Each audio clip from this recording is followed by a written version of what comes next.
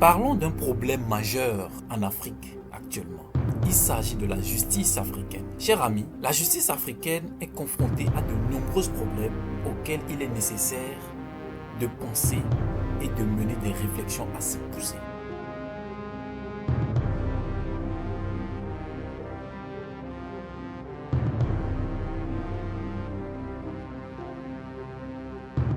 Depuis les années 50 ou les années 60, année de naissance de la plupart de nos États actuels, nous avons adopté des constitutions dans lesquelles se trouve une institution de la justice qui nomme les juges qui doivent plancher sur les questions de controverses intercitoyens dans nos sociétés.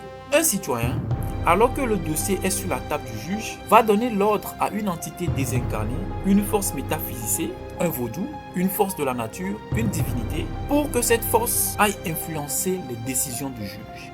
Oui, en Afrique, des citoyens arrivent à s'introduire dans les cours de justice en compagnie des entités métaphysicées et arrivent à influencer les sentences des juges. Le code civil écrit dans la constitution que nous avons adoptée se trouve être détaché de la réalité dans laquelle nous vivons. Les codes non écrits que suivent les populations se basent sur des entités et sur des interdits. Comment peut-on espérer qu'un juge profane, nommé par décret, non fondé sur des entités métaphysicées, juge et impose ses sentences à des populations qui suivent d'autres codes qui par ailleurs se basent sur des entités fortes?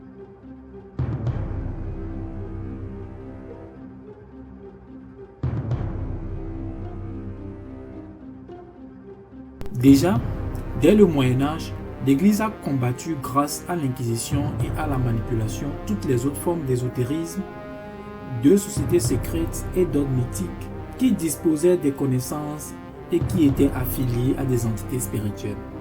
Peu à peu, avec l'avènement de la philosophie, la magie, les sciences occultes ont pris du recul dans la société occidentale.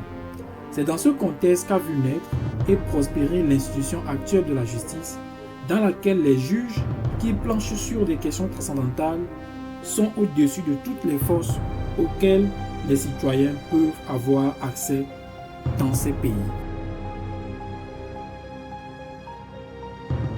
Dans le passé africain, les rois qui étaient de hauts initiés des ordres mythiques au sein de leur communauté étaient investis du pouvoir judiciaire.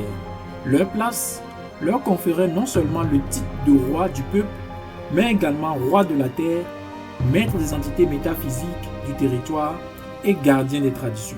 Les rois étaient entourés d'une collège de prêtres et de divinités, ce qui les rendait invulnérables.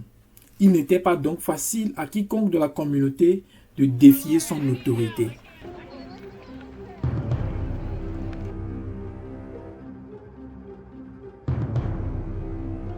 Chers amis, le passage sans transition de la société traditionnelle africaine à la société modernisée n'est pas sans conséquences.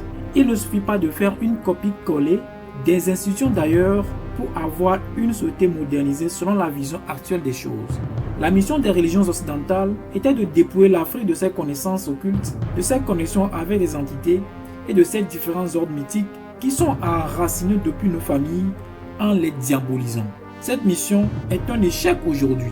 Il est impossible d'éviter la naissance de nouveaux sorciers et sorcières dans vos familles. La sorcellerie, les connaissances occultes, les connexions avec des entités et les divinités, les forces, font partie de l'héritage familial transmis depuis des générations. Une grande question se pose alors. Est-ce au peuple africain de s'adapter à cette justice importée ou cela revient au peuple africain de réadapter cette justice en prenant en considération les différences de sa civilisation par rapport à la civilisation d'emprunt? Laissez en commentaire ce que vous en pensez. N'oubliez pas de vous abonner à la chaîne, de liker et de partager la vidéo. On se donne un rendez-vous pour la prochaine fois.